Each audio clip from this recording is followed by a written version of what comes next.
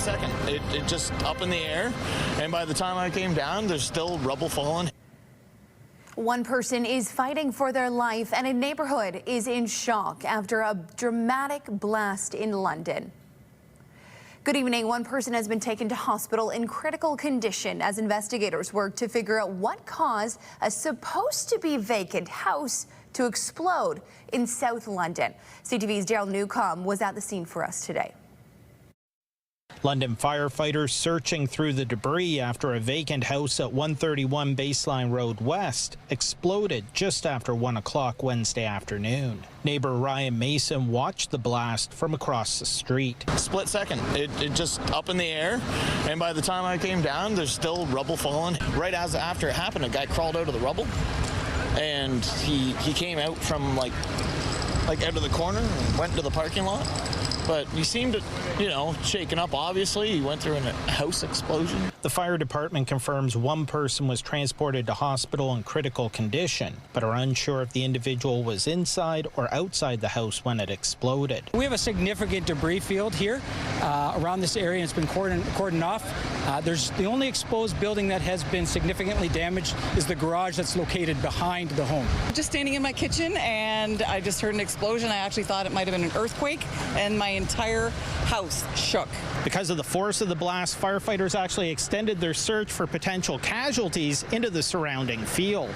The vacant house and adjacent lot had prompted numerous complaints from neighbors, and a sign on the property indicates it was the subject of a planning application to permit an apartment building. Don't know if I think it may have been abandoned recently, but there has been a lot of homeless camping out nearby. This is a vacant building that is inspected on a monthly basis by fire crews, and the cause of this fire is currently under investigation.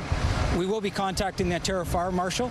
The fire department confirmed that Enbridge attended the scene to turn off the gas line following the explosion. Currently, the investigation into the cause of the fire is in the hands of the fire department as well as the Ontario Fire Marshal. But London police are not ruling out a criminal investigation. We are going to work with Chief Bridge and his people to determine whose investigation it is. At this point, it's so new that I couldn't answer that, whether it's going to be ours or theirs. Daryl Newcomb, CTV News.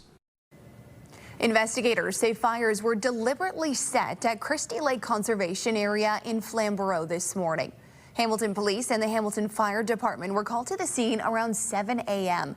They quickly determined it was arson, with damage to the pavilions estimated at $1 million. Nobody was hurt, but buses were brought in to take children, YMCA campers, and staff to branches in neighboring cities as the park was deemed unsafe for use. The YMCA of Hamilton, Burlington, Brantford says their camp office was also damaged. And criminal charges have now been filed in Brantford over a social media video that set off an assault investigation. Brantford police say a 12-year-old girl and a 13-year-old girl are each charged with assault. They say they also would have charged a boy that was involved in the incident, but that he is only 11. And under Youth Criminal Justice Act, he is seen as too young to face criminal charges. Brantford police say in cases like this, police will speak with the child and their parents, assess any safety concerns, document the occurrence when appropriate, also make referrals to support services in an attempt to reduce the risk of future incidents. Now, plans to get two major housing projects off the ground in Waterloo Region are facing some hurdles tonight. Housing for refugees and seniors facing homelessness are waiting for federal funding to begin building. They say without it, construction could be delayed. CTV's Jeff Pickle explains. You can see there's quite a big footprint here. Again, this is not transitional housing. It is permanent, fixed-site supportive housing, 24. It's currently unused space at the back of one of supportive housing of Waterloo's Herb Street properties. So the great thing about modular housing is that it's fast. You can build these things in a factory. The plan, with the help from the federal government's Build Canada Homes Agency, is to turn this into 10 units of modular housing for seniors facing homelessness. So there are more older adults than ever before on the streets. So we see a level of need for these individuals. And for many of them, they are experiencing homelessness for the very first time in their lives. So you can only imagine how frightening that is. In Kitchener on Wellington Street, Reception House is nearly ready for shovels in the ground on their refugee housing project. This is one of the first of its kind in Canada, designed specifically to serve refugees and newcomers in Waterloo region. According to Maladine, many refugees and newcomers are forced to live in shelters when they arrive in Canada. Cost for these temporary accommodation and shelter is significantly high. We estimated $4,500 to $6,000 per month per newcomer or refugees. And once we build this building, is significantly will be lower. It is about $1,100 a month is the cost for refugees. Like the project for seniors in Waterloo, the Reception House project also waiting on approval of funding from Build Canada Homes.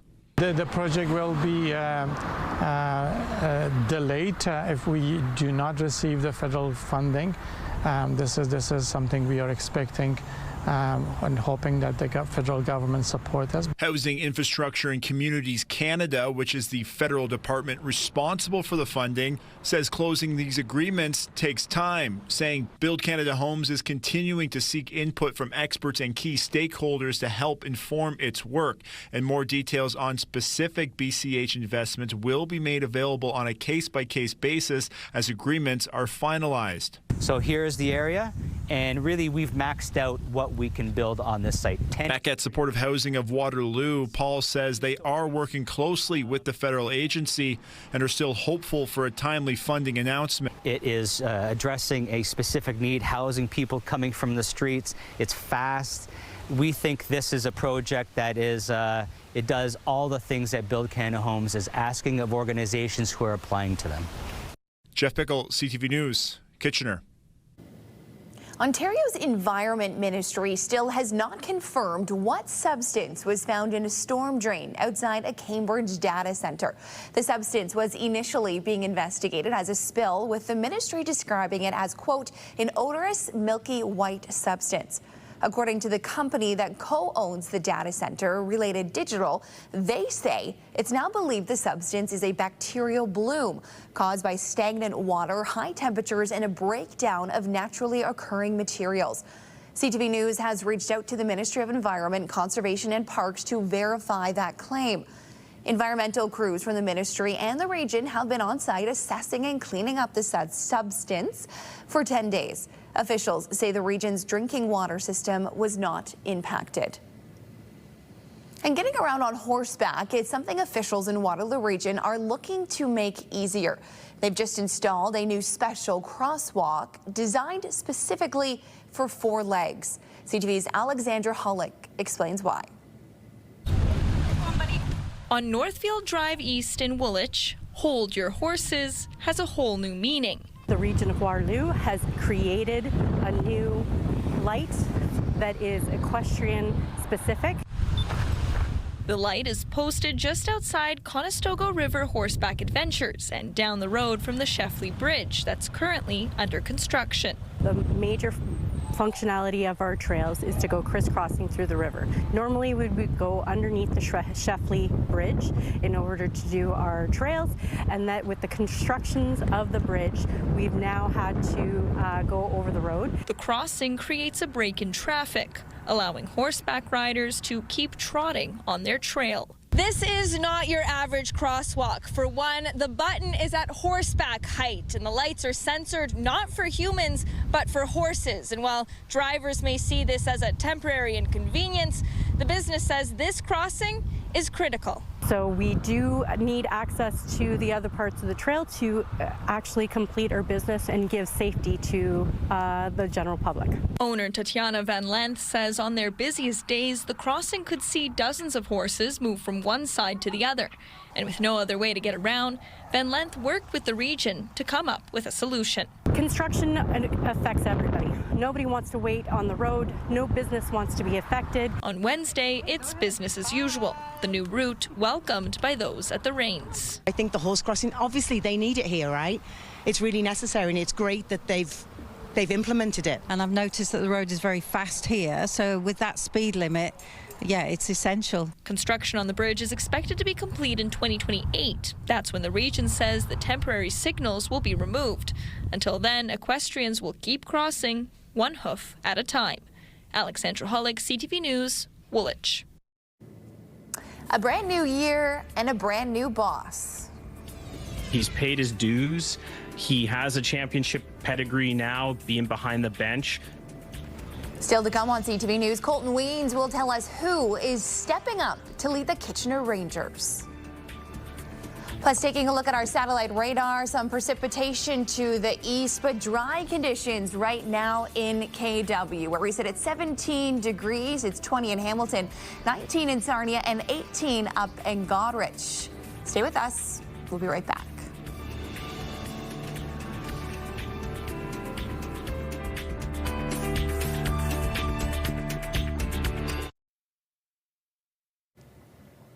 The Kitchener Rangers have named their replacement for head coach after their last one was hired into the AHL. Now, the Rangers announced today who the 26th bench boss in the franchise history will be. And CTV's Colton Weens has more on this decision. And Colton, he's a familiar face to the team and fans. And he is, Krista. Jeff Krzakis is moving up from associate coach to the head coaching role. The team saying his experience made it an easy choice to promote him, and fans say it only makes sense with the impact he's already had in the league. We're very excited to be here today to announce Jeff Krzakis as our 26th head coach in Ranger history. The Kitchener Rangers hiring from within, promoting former associate coach Jeff Krzakis to head coach. When I came here 3 years ago, it was probably in the back of my mind as a potential next step. You know, this is maybe something that could have happened sooner elsewhere, but the opportunity to have it here in Kitchener was worth waiting for. The 41-year-old takes over for former bench boss Jussi Ahokas, who left for an opportunity in the American Hockey League, becoming the head coach of the Colorado Eagles. Definitely value in keeping things on a similar track to what we've been doing for our players. But at the end of the day, you know, Jeff's a guy that communicates really well. He's a guy that is passionate about what he does. He has good relationships with the players. He understands the game. Before joining the Rangers, Krzakis spent 7 seasons with the Mississauga Steelheads as assistant coach and assistant general manager. Now a Memorial Cup champion with the Rangers, he's planning to bring the same mentality to the upcoming season. Very similar to the way we played. So, you know, fast, hard hockey, guys who compete every night, and guys who are proud to wear the Ranger jersey. Jeff is an OHL guy through and through. He's paid his dues. He has a championship pedigree now, being behind the bench. UC really made it a group project, for lack of a better term. So I think Jeff is the natural fit. I think he's a natural leader. I think he's an offensive mind. And I think ultimately we can see that this UC mentality will continue. And despite losing several key players, the organization believes the team has a chance to still make an impact. We're also returning a great core group of young players who have gained all this experience through our championship run. I think the one thing that we do know is that we have a really hungry group. We have a group that want to make their own mark. General Manager Mike McKenzie says there's no perfect formula for hiring a head coach, and Krzakis has proven he's ready for the promotion. As for the team, management believes they can fill the void from leaving players, saying they're back to being underdogs, similar to 3 years ago, but are looking to surprise the league one game at a time. Krista. Weens live for us this evening. Thank you so much, Colton.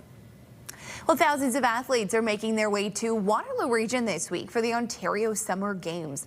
The opening ceremony is taking place tomorrow, and as CTV's Karis Mapp explains, this year's hosting duties will be widespread. One more sleep before the Ontario Summer Games kick off in Waterloo Region, the province's largest multi-sporting event for youth, and organizers are keeping busy. Doing all of our deliveries, making sure equipment gets to all the venues, setting up all the sport facilities, organizing things like keys, accreditations, all the little stuff that everyone needs at the last minute. Roughly 3,000 athletes are making their way to the region to compete in their respective sports. We have a couple sports that are already here, so men's and women's hockey are both at their venues, and and are on the ice. So we have a couple early arrivals. This is the third time the games have been hosted in the area. The first was back in 1990. Last time we hosted was 2002. Kitchener and Waterloo jointly hosted the games. But this year is the first time the entire region has been involved. Kitchener, Waterloo, Cambridge, university campuses, colleges. We're out in the townships for road cycling.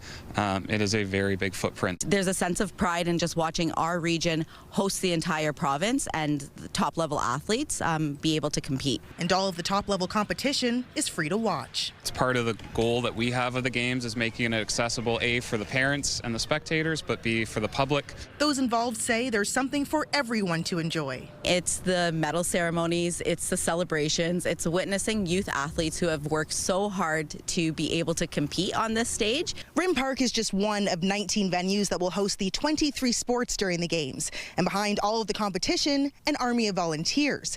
1,200 people who organizers say are critical in making it all happen. Delivering and serving meals, organizing transportation at the venue, making sure the field of play is ready, the equipment is ready. So we're not just going to have you stand in the parking lot all day. I think any chance you get to connect with people, share stories, share expertise and experiences, and bring something of this scale to life is an opportunity that people should run to take advantage of. The opening ceremony is set for Thursday at 6:30 p.m. at Laurier's University Stadium.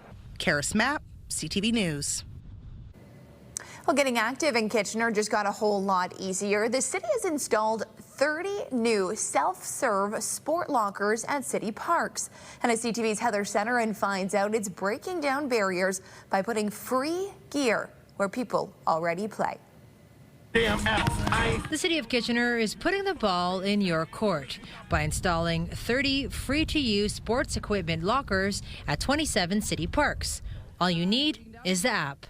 You select the shelf in which the equipment that you want to pull out, you scan it to make sure that there's no damages, pops open the locker, you take it for an hour, and then you can return it, or you can extend your session for another hour if you want to keep playing. The type of equipment available depends on what fields are at the park. And we got the ball. The lockers have only been installed locally for about 2 weeks, and they're already a hit. We've actually seen all 30 lockers used, 436 unique individuals with actually over 800 different activities taking place with those, which has been tremendous. It's a team effort funded by Canadian Tire Jumpstart Charities, rolled out by the City of Kitchener and maintained by Equip Sport. As for any possible theft of equipment, it's a pretty low theft rate as well. It's less than 1%. We have local maintenance partners that we work with that will come out locally and replace any missing equipment, fix any damages, or just clean the locker as they see fit. The goal of the Equip Sport lockers is to provide the opportunity to play for all community members. Whether you're having a family outing or tossing the pigskin around with fellow city councillors. So it's removing barriers of equipment, of costs, just putting it in play spaces where they gather already. So just further creating that access. Access that's been created across Canada with 350 units installed in 10 different communities. All it takes is a simple scan to ensure no one is left on the sidelines. Heather Centerin, CTV News Kitchener. Still to come on CTV News, cerebral palsy won't get him down. How one golfer in Goderich is proving everyone wrong. Well, we're in for a clear, cool night tonight. Perfect for sleeping. Tomorrow, even better with sunny conditions expected and nice temperatures. Those details with your full forecast coming up. Stay with us. When you see it happen, send it to CTV News. Text 10400. From your screen to ours. Text 10400.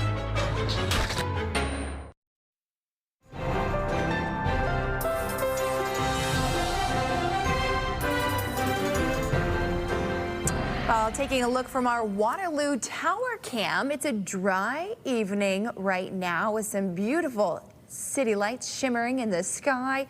Here's Ashley Bacon with a look at the long-range forecast.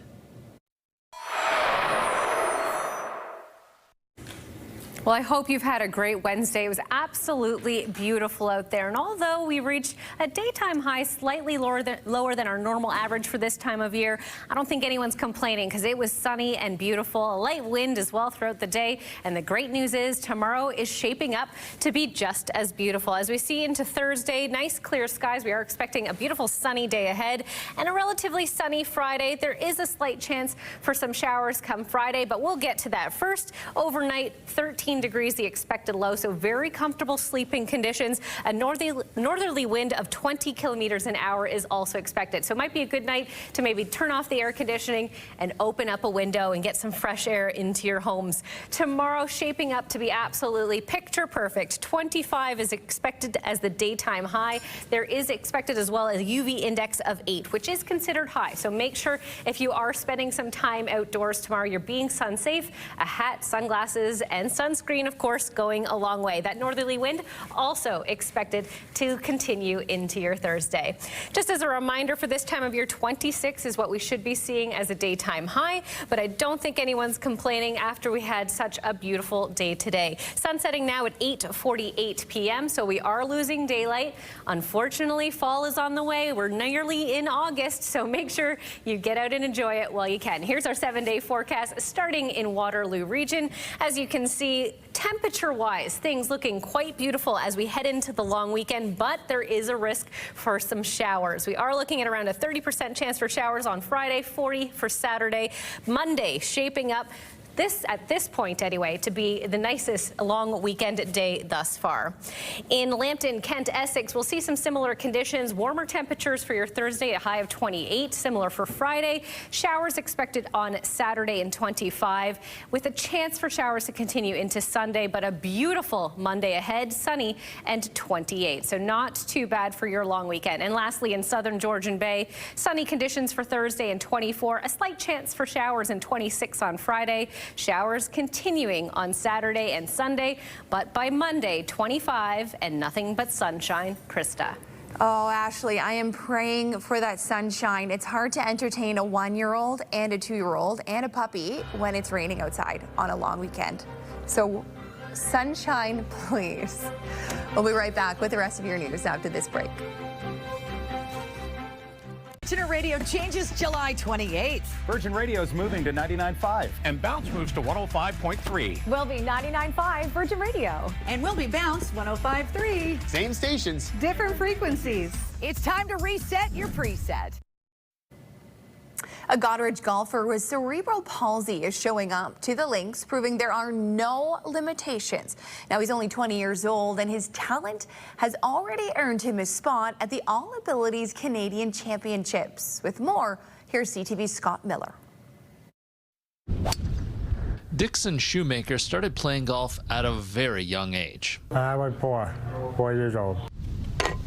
Shoemaker, who is now 20, is a really good golfer. Add in the fact that he has cerebral palsy and is hearing impaired, and his incredibly consistent play is even more impressive.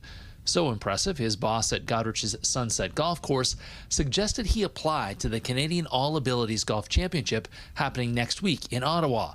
It's a Golf Canada event for golfers with physical, sensory, or intellectual limitations. He's been here for 6 years. He's our hardest working guy here. He's always smiling, and he's a phenomenal golfer too, right? How good is Shoemaker?